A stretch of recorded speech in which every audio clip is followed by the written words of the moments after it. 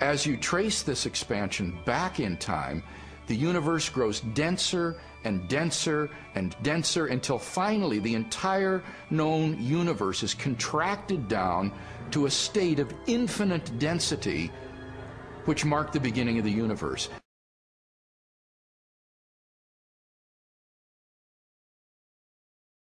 At this point, which cosmologists call the singularity,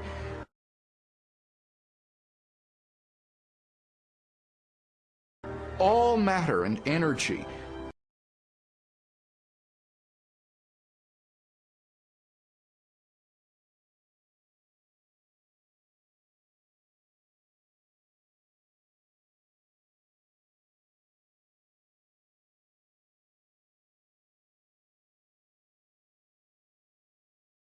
physical space and time themselves came into being.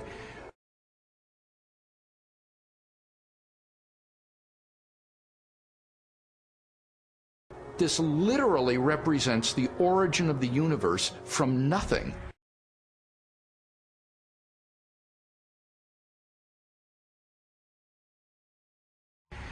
So the startling implication of Hubble's discovery was the temporal finitude of the universe, that the universe had an absolute beginning at some point in the finite past.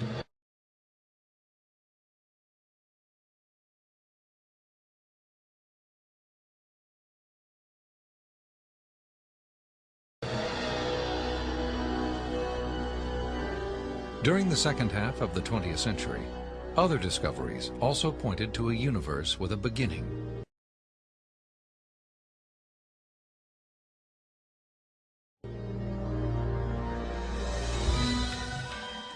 These images of the cosmic microwave background radiation document what most scientists now believe is the remnant heat generated during the universe's early history. Background radiation is found throughout the cosmos and indicates its expansion from a sudden, perhaps violent moment in time.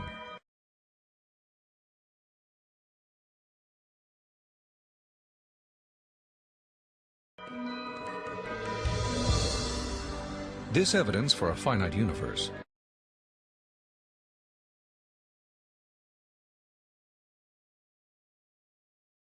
has reaffirmed the conclusion of an ancient philosophical deduction. It is called the Kalam cosmological argument.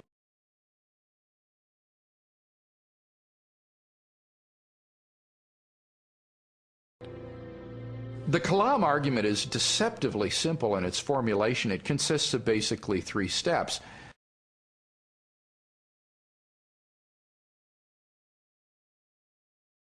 Premise one is that whatever begins to exist has a cause.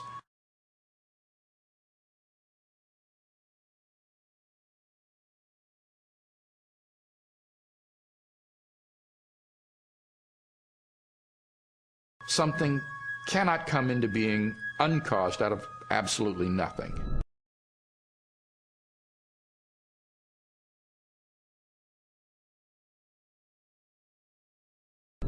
Premise two is that the universe began to exist.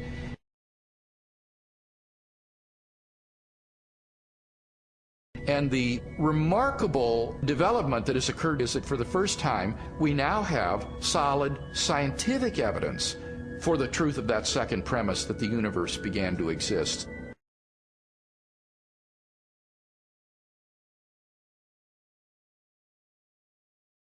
And from those two premises, it follows logically, therefore, the universe has a cause of its existence. Whatever begins to exist has a cause.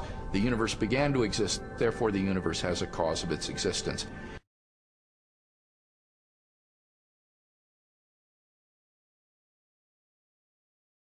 And that points to a reality beyond the universe, a transcendent reality beyond space and time, and therefore non-physical and immaterial, which created the universe out of nothing and brought it into being.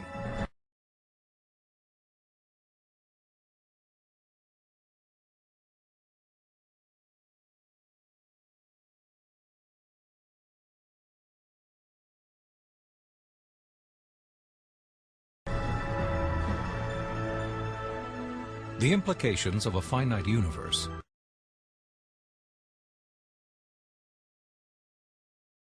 coupled with other discoveries of modern cosmology, have led many scientists to unmistakably theological conclusions.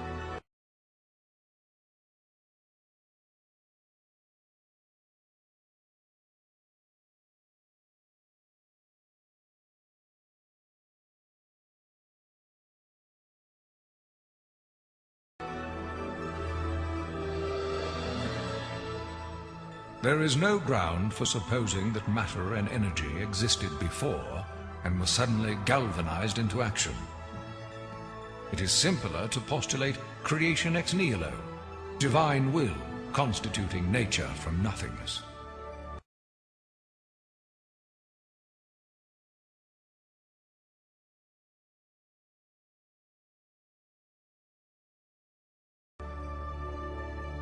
The chain of events leading to man commenced suddenly and sharply, at a definite moment in time, in a flash of energy and light.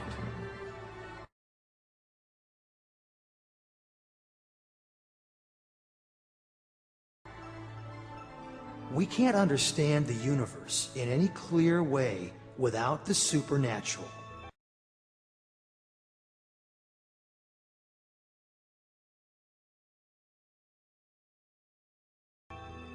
Supernatural creation of the universe in a flash of energy and light.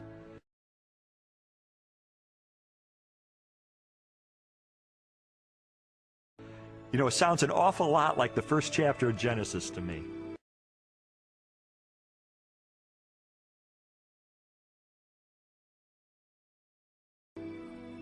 Today, the vast majority of even the most skeptical astronomers and cosmologists believe that the universe had a beginning.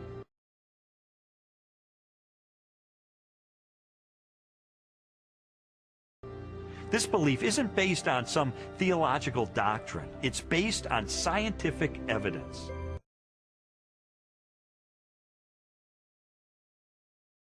And I think if we follow the evidence wherever it points clearly and powerfully and persuasively in the direction of a creator.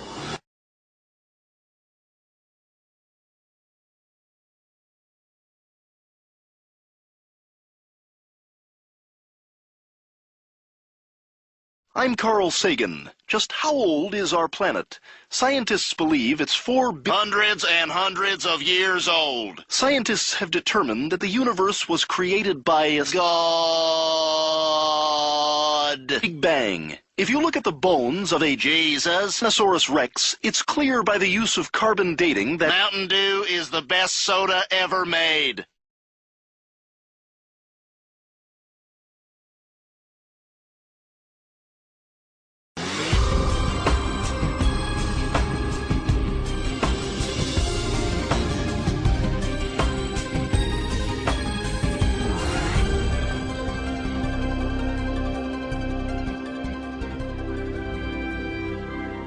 Since the beginning of time, all the matter in the universe has been governed by precisely balanced laws and constants.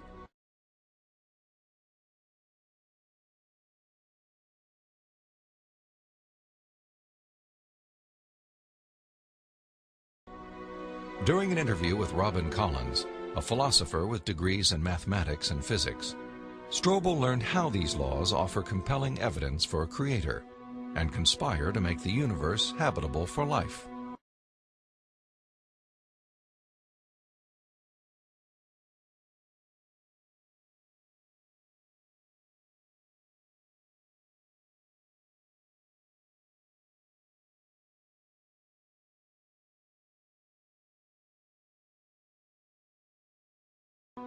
The laws of physics are balanced on a razor's edge for life to occur.